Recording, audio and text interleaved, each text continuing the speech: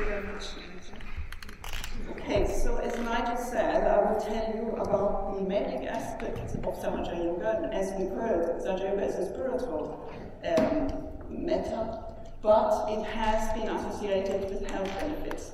So I will tell you about the effects on the body, on the brain, on your health, and on diseases, mental and physical diseases. First of all, what is meditation? And Nigel has already explained more or less what meditation is. I will just say a few more words. So if you read the Oxford Dictionary, it says that meditation is thinking in silence. Now, first of all, you cannot think aloud. And secondly, thinking is, of course, the exact opposite of what meditation is, as originally conceived in the East. So meditation, Patanjali was one of the first to talk about meditation, and he said that meditation is the cessation of thinking. It's the stopping of your thoughts, it's the control of your thoughts, the control of your attention. In the West, we know there are 3 states of consciousness. That's sleeping, dreaming, and thinking. But in the East, and we think that thinking is the highest state of consciousness, but in the East, it's very common knowledge that there is another state of consciousness. It's called the 4th state of consciousness, Tubi-avastha. And the 4th state of consciousness is the state of thoughtless awareness, mental silence, where you learn to stop your thinking. And this process of stopping your thinking has amazing benefits at the subjective level, but also objectively. And you feel, when your thoughts are stopped, you feel happy, you feel joy, and depending on the intensity, you can feel absolute bliss. So there are several subjective correlates, what you feel when you meditate, which I've listed here, and which, however, have health implications. And as I said before, in the West, we are not really interested in spiritual things, but we are very much interested in our health, and in fact, we are obsessed with our health. And it's the health benefits which have actually attracted all the interest in Western science. So over the last years, there has been a lot of studies on meditation because people have realized meditation actually leads to better health. And so what you feel when you meditate, you feel an overwhelming calmness, and this is a calmness which goes much more beyond normal relaxation. Because when you relax the body, and if you lie on the sofa, you may be relaxed, but if you worry about the future, you're not really relaxed. So when you're thoughtless, you don't just relax the body, you also relax the mind and your brain. And you cannot do it with any other way. You can only do it by stopping to think, stopping to worry about the future, stopping to ruminate about the past, and be in the present. So this overwhelming feeling of peace within, calmness, is associated with stress relief, and I'll show you later how. When you're mentally silent, you have a better mental balance. And this is because if you think about it, all mental disorders are actually characterized by thought problems. If you have schizophrenia, you have paranoid thoughts. If you're obsessive-compulsive, you have obsessive thoughts. If you're ADHD, you have racing thoughts. And if you're depressed, you have negative thoughts which you ruminate about. So it has also been shown that all disorders, all mental disorders, they have more mental clutter. This has been shown over recent years. And meditation, of course, is a reduction of the mental clutter, because that's what it is. You stop your thinking, so you have no mental clutter, or you have less mental clutter. So therefore, mental silence is a state of super mental balance, more than normal people have. So because if you meditate and you have less mental clutter than a normal person, you're super healthy and super balanced mentally. When you don't have any thoughts, you're much more concentrated and you're much more alert because you're pure consciousness without the content, which are the thought and emotions. And if you go through life, the whole day you throw out your thoughts and your emotions into the world, and you don't really see reality as it really is, because you have the intermediation of your thoughts and your emotions. So when you have no thoughts, you absorb reality as it really is. So for example, if you're now listening to me, you may be thinking of the dinner later, and you may have to inhibit your thoughts in order to actually listen or attend. If you have no thoughts, you absorb information much quicker. And it has been shown that children who meditate have better attention at school, Zen Buddhists who have meditated for a long time have better attention, And it has been associated with better productivity at work, because if you're more concentrated and have no mental clutter, you're actually more focused. Another very interesting feature, which I've said before, when you have no thoughts, you feel happy, you feel bliss, you feel joy. And this, of course, if you have these positive emotions during your meditation, because it's so peaceful and so pleasant, this state of mental silence, then you carry this over into daily life, and this leads to more positive emotions. And positive emotions, of course, protect you against depression, anxiety, affective disorders, and is, of course, very good for you. And you have less negative thinking. Last but absolutely not least, to me this is the most important aspect of meditation, you achieve a state of emotional detachment. You enter a witness state where you actually go beyond your thoughts, because you're no longer thinking and you're no longer having your emotions, but you see them from a stepping back witness state. We call it in psychology a metacognitive awareness, where you're beyond your thoughts and you can observe them. And that's, I think, the most important thing of meditation, most important aspect. And if you remember, Buddha went out to find meditation because he realized there's a lot of suffering in the world. And how do you deal with the suffering? You cannot control the life events. We all have negative life events. You know, your parents will die eventually, people you love may die, you may have a divorce. Whatever happens to you, you cannot really control those life events. But what you can control is how you actually deal with those life events and how you perceive them. You can control your state of mind and your thoughts and your emotions. And that you do via meditation, and that's the only way. Only through meditation you can actually enter a witness state, which makes you emotionally more resilient. And I think this is the most important aspect of meditation, because who wouldn't want to be happy and sail through life in a sort of serene, happy, joyful way without being carried away on a roller coaster of emotions constantly, depending on what happens to you. So I think this is crucial. And of course, the state of meditation, of thoughtless awareness, you may have seen, and it has been described in all mystical traditions of all cultures. Here are just a few names: Nirvana, Sahaj Samadhi, Satori, Yoga, which means union, Zen, Tao. And in the West, we had our own meditation, our own tradition of mental silence, which were the Christian Gnostics. And Gnosis means, of course, knowledge, which means the knowledge of yourself. And that yourself, you're not just these thoughts and these emotions, but you're a different thing. You're actually a spiritual person which can go beyond the thoughts and emotions. So the claims I will try to prove to you today and show you medical evidence is that meditation, in fact, has an effect on the body, because mental silence reduces stress and it activates the parasympathetic nervous system, which restores bodily functions. I will show you that meditation has an effect on the brain. Mental silence is a different state of consciousness. You activate different areas of the brain, of deep attention, of positive emotions, and there is a release of happy chemicals, which make you joyful. Now, meditation is a good way to prevent illness, because mental silence leads to better physical and mental health. And lastly, I will show you that you can use it as a therapy. So if you have any mental or physical problems, you can actually solve them with meditation.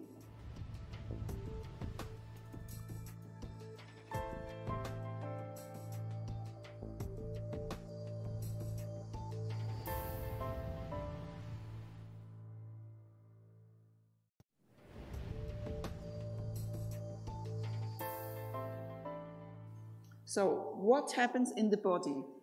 And first of all, we have already seen a bit of an explanation of the chakra chart here. And what you will see here, let's just stop this for a moment. This is the central nervous system. Yeah?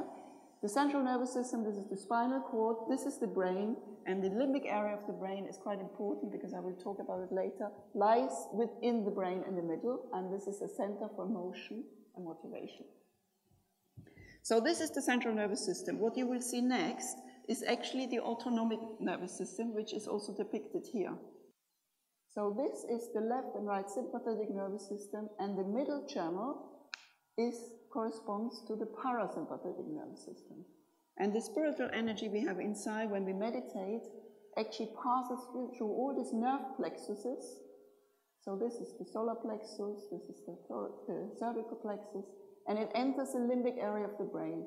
And when it enters the limbic area of the brain, we become thoughtless. All these different chakras, they correspond to the nerve plexuses and to the endocrine system.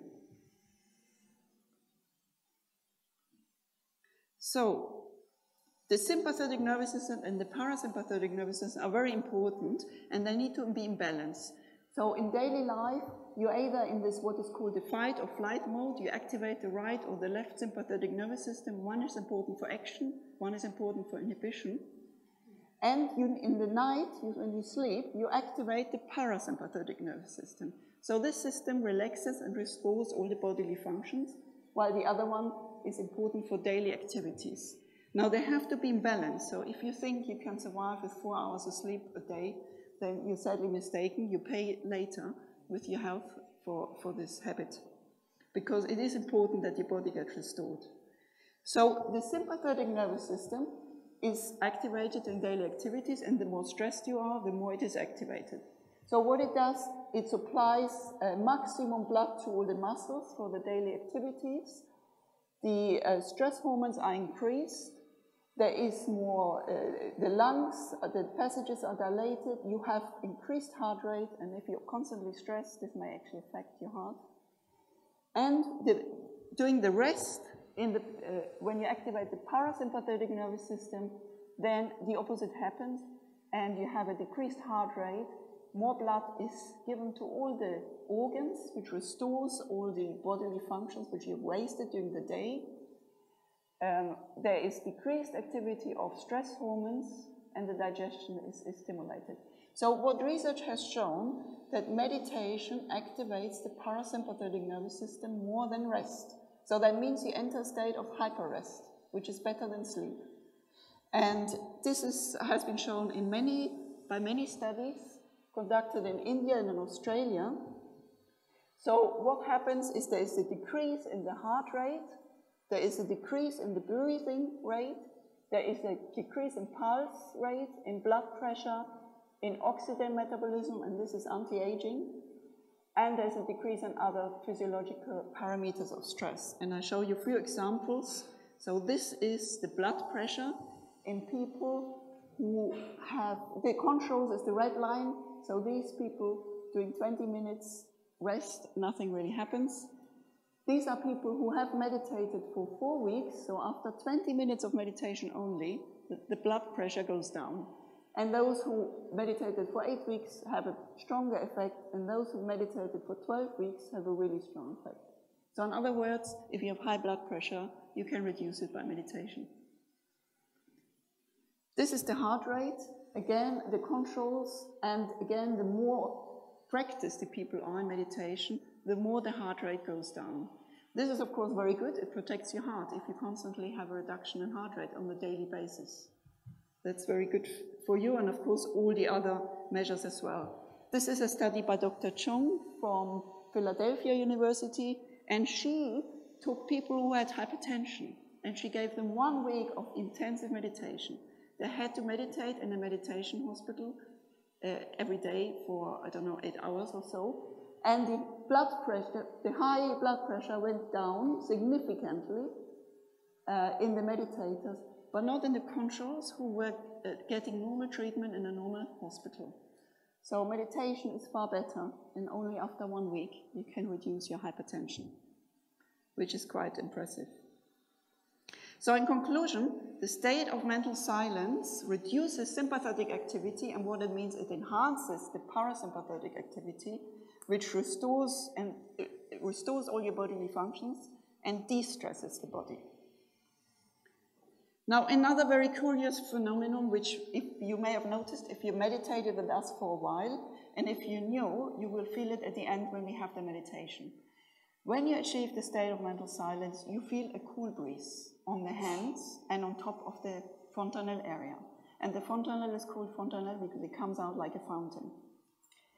So this cool breeze is described in the Bible, for example. It's called the cool breeze of the Holy Ghost. And the Holy Ghost, of course, means your own spiritual energy. And studies have actually shown that this isn't just something you imagine. Because sometimes people say, when we ask you, do you feel cool breeze? You know, they think they have to say yes to please you, or they think you're sort of suggesting it, and that's why they feel it. This is not true. Studies have shown this is people during the rest period, and in the rest period, the temperature of the hand actually goes up a little bit. That's normal. But in meditation, the temperature goes down significantly. And this has been shown on the hands and on the top of the head. And some people, I feel it on the feet, for example. So I think it can also be on the feet. So, in conclusion, sahadža yoga meditation activates the parasympathetic nervous system, and this restores your bodily functions. Now, what about the brain?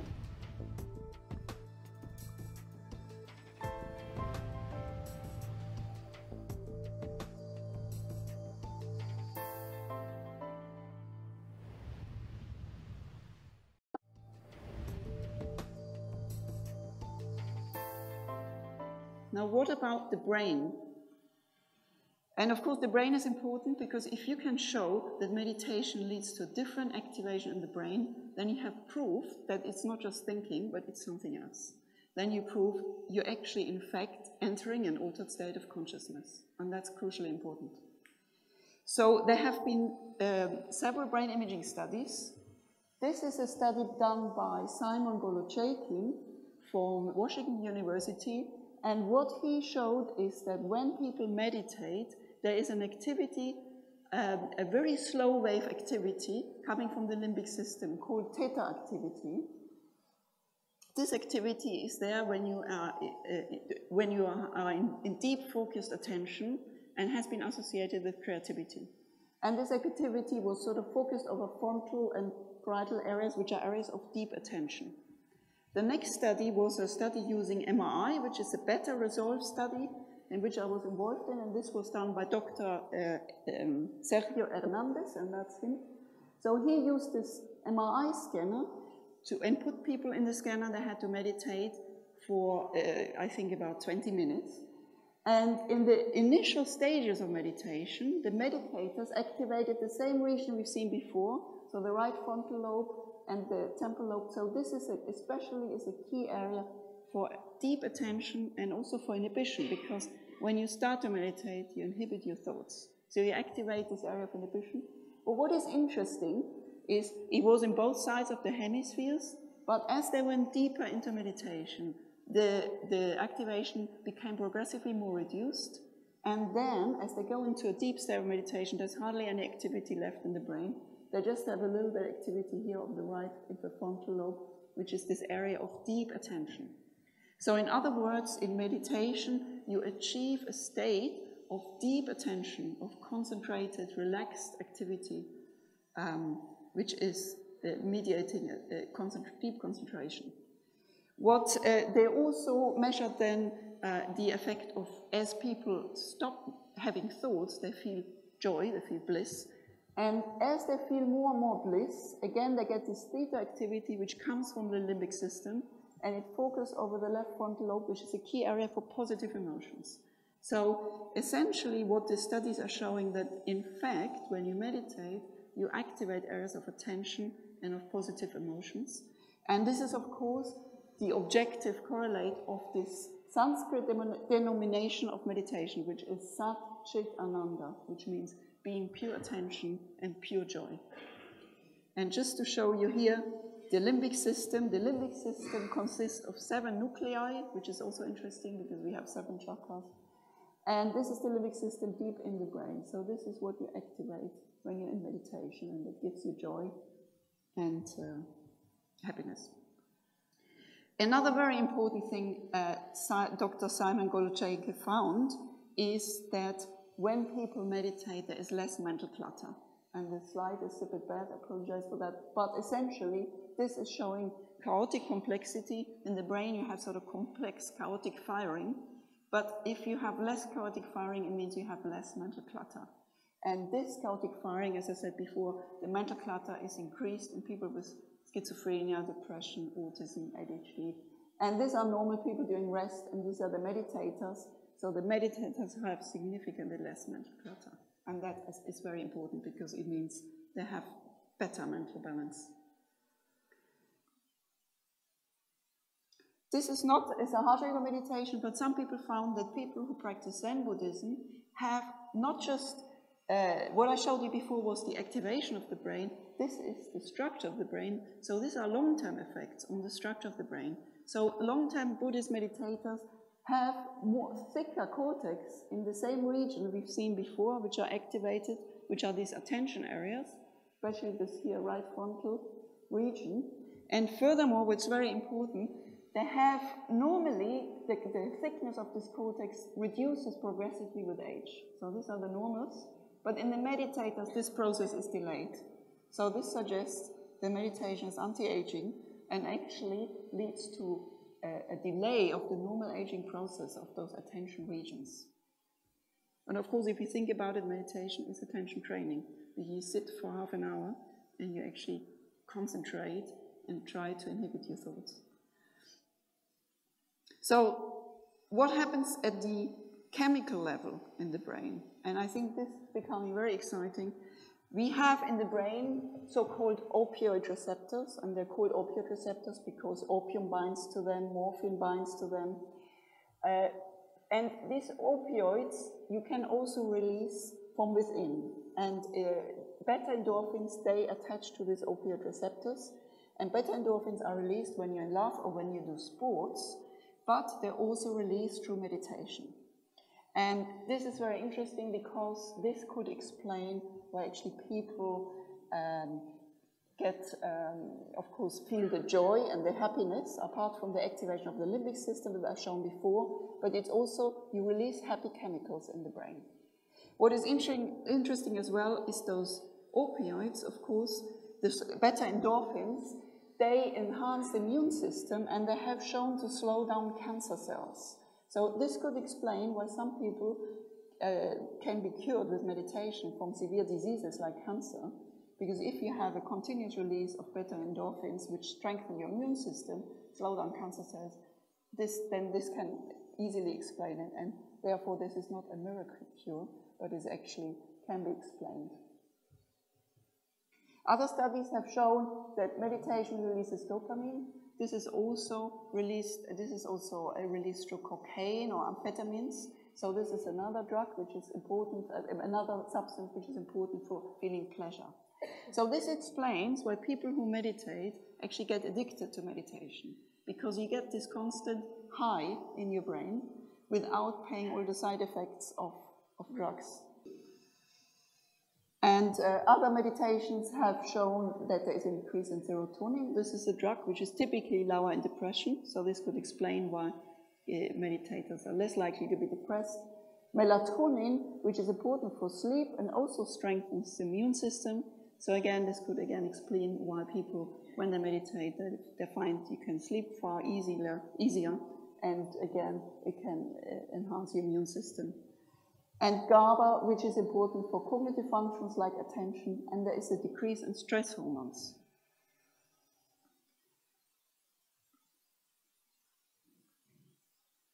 So the last study I want to talk about on the brain section is actually a study which was the very first to prove that meditators are more detached.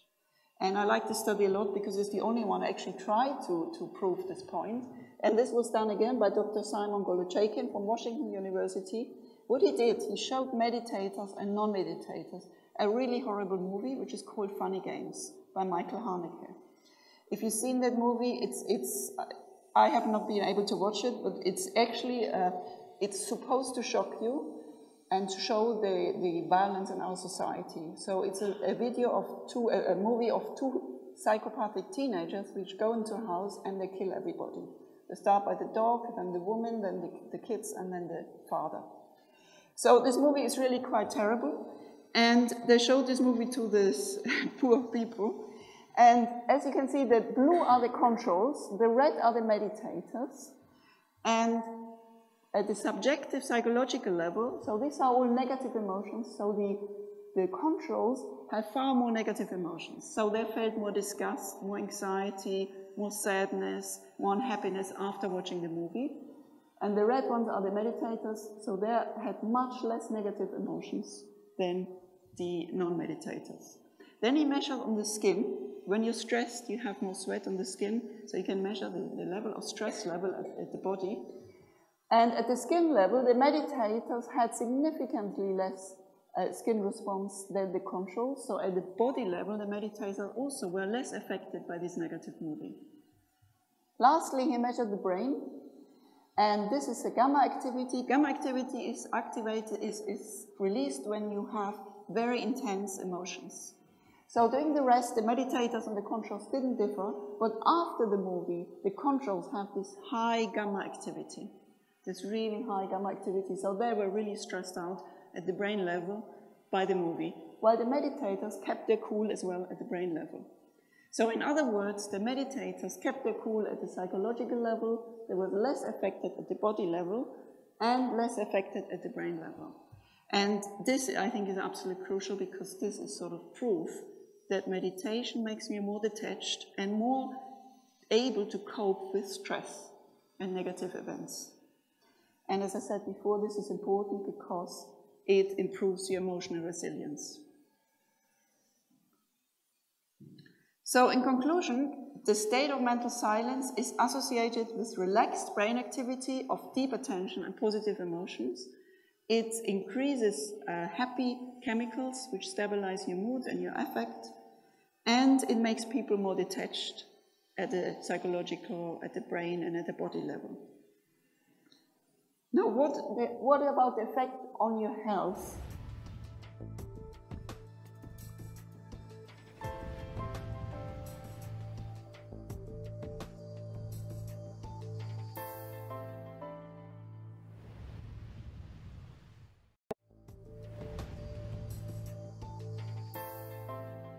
What about the effect on your health?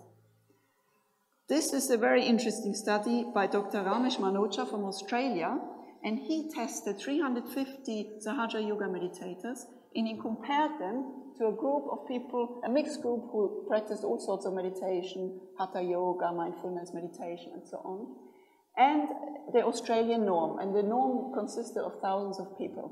What he found is the sahadža yoga meditators were better in their general health, in the social function, and in their mental health. They weren't better in the physical function, but that's because sahadža yoga is not a sport. Then he tested, what is it what makes them better? So he tested, is it the hours they meditate? Is it the amount of mantras they say? Is it how many meetings they attend? And nothing was related to the benefits other than one thing, and that was the frequency of the mental silence. So this is what works. And here you see the national average. Here you see people who meditate, but they only become thoughtless less than once per month. They have no benefit. Here are the ones who are thoughtless once or twice per month, no benefit. But here are the ones who are once or twice thoughtless. And you see they are significantly better in their mental health than the national average. Here are the ones who are once or twice per day thoughtless. They are also much better. And the ones who are thoughtless several times per day, they just have an amazing mental health, as you can see here. So in conclusion, it's the state of mental silence which works, nothing else. But what this means also, that means if you meditate, you need to find a meditation which teaches you to achieve the state of mental silence. Otherwise, you have no health benefits. He found exactly the same on general health, so this is physical and mental health, so exactly the same. This is the average. These are people who are thoughtless several times per day, a significant improvement of their general health, and so on. And then here, if you meditate for years, you never go thoughtless, you may also not have benefits, so you have to try a bit harder to get there. Then he measured exactly the same on a questionnaire which picks up anxiety and depression in the population. And what he found is the yogis were significantly less distressed on this questionnaire, so they're far less likely to be anxious and depressed. And again, the benefits were associated with the frequency of the thoughtless awareness. So here you can see those who are several times per day thoughtless, they are in the very low risk category. So these people will never become depressed or anxious. And then it goes down, so the less often you achieve thoughtless awareness, the less protected you are against depression and anxiety. This is a study by Simon Golochekin, where he looked at the personality of yogis versus personality of non-yogis. He found that the meditators are significantly less depressed, significantly less neurotic, have less paranoid thoughts, less anxious, and less difficulties in identifying and expressing emotions. So these are the long-term effects. So in conclusion, sahadža yoga meditation has a significant effect on your health, but the benefits are associated with the state of mental silence. So that's the key thing. And that's what you should be aiming for. The more often, the better.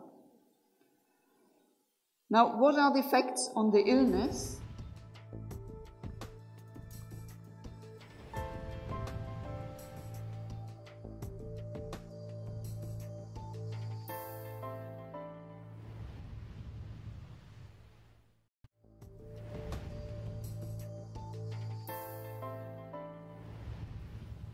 Now, what are the effects on the illness? And of course, we've seen that in meditation you have less mental clutter, so obviously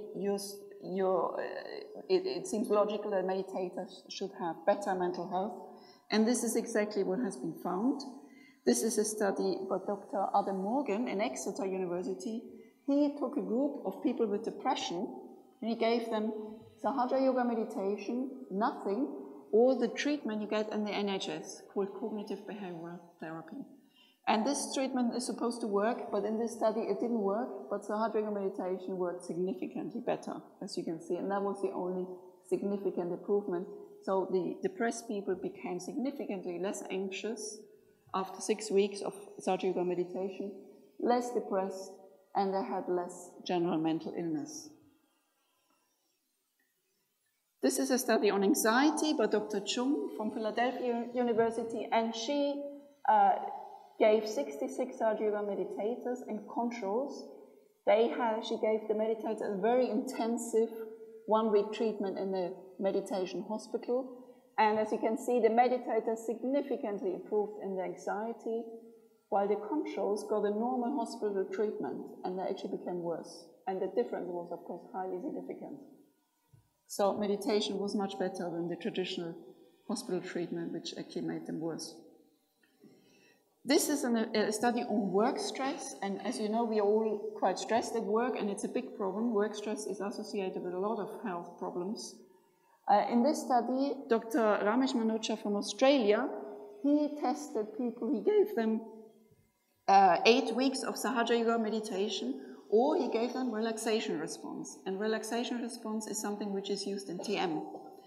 So as you can see, the relaxation response had no effect, so it didn't make them better. But sahadža yoga meditation made these people who were stressed at work significantly better, so the stress symptoms became significantly better, so these are all improvement scores. The depression became significantly better, and the anxiety didn't quite reach significance, but as you can see, they're also better in the anxiety. This is a study on ADHD, attention deficit hyperactivity disorder. So these are children who are restless, impulsive, and have problems with attention. So of course we thought that meditation would be good because it makes them calmer and it improves attention, and we've seen it enhances attention areas. And in fact, this is what happened. So these people got 6 weeks, they were children, they got 6 weeks of sahadža yoga meditation together with their parents, and they improved significantly in their ADHD symptoms. What is interesting that the effect was similar to that of stimulant medication. Hyperactive children normally get Ritalin, and it improves the symptoms, but it has side effects.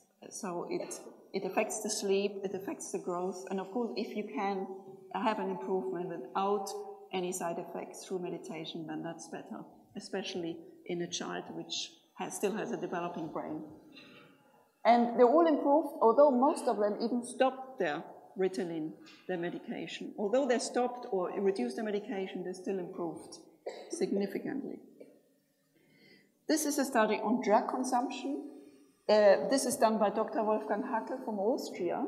So he tested people who entered meditation, and he followed them up for a year and asked them questions about their drug use.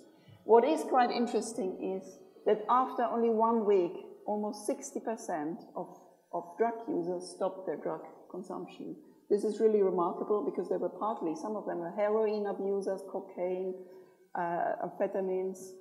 And what he found that after a year, only 7% still took their drugs. And I work in a mental hospital, and there is no drug, there is no treatment which works as well as this. So this is really quite remarkable. You don't find this anywhere else. So what about physical illness? I've shown you before that meditation enhances the parasympathetic nervous system, which restores your bodily function. And of course, this should have an effect on your physical body. And this is exactly what has been shown. Again, this is a study by Dr. Chung, which I've shown you before, where people with hypertension significantly improved with 1 week of intensive meditation. There have been several studies in India who have shown that people improve with epilepsy. And epilepsy is quite a severe disease. You have epileptic attacks quite frequently, and you have to take quite severe drugs with severe side effects. In these studies, all of them showed that the number of epileptic attacks can be significantly reduced with meditation. So this is after 3 months, and this is after 6 months. This is a study by Dr. Ramesh Manucha from Australia, and he found that meditation has a significant effect on asthma. These people meditated for 2 months, two times weekly, and the asthma you can measure in an objective way. They had a significant reduction of their asthma indicators, of the severity of their asthma. What is interesting about this study is that after 2 months, they stopped the treatment, the meditation, and then he followed them up after another month. And what happened is, after the month when they stopped the meditation, they all went back to the same severity of asthma they had before. So what this means is, if you use meditation to cure any of your illnesses or diseases, you have to do it for life. You have to do it regularly, and you can't just stop when you notice you feel some health benefits, because they will come back. So meditation really is a discipline for life. And I think that's the reason why few people use it, because you have to do it regularly and forever if you want to have the benefits. And some people find it easier to take a pill than to actually sit down 15 minutes in the morning, 15 minutes in the evening, and get yourself disciplined and go into meditation. But as you see, it's as effective as drugs. This is a study on menopause, and again, there was a significant reduction of the hot flushes in women in the menopause phase. What is interesting is the effect was similar to hormone replacement therapy, and hormone replacement therapy has been associated with increased cancer risk. So again, if you can avoid the cancer risk, it's better to use meditation.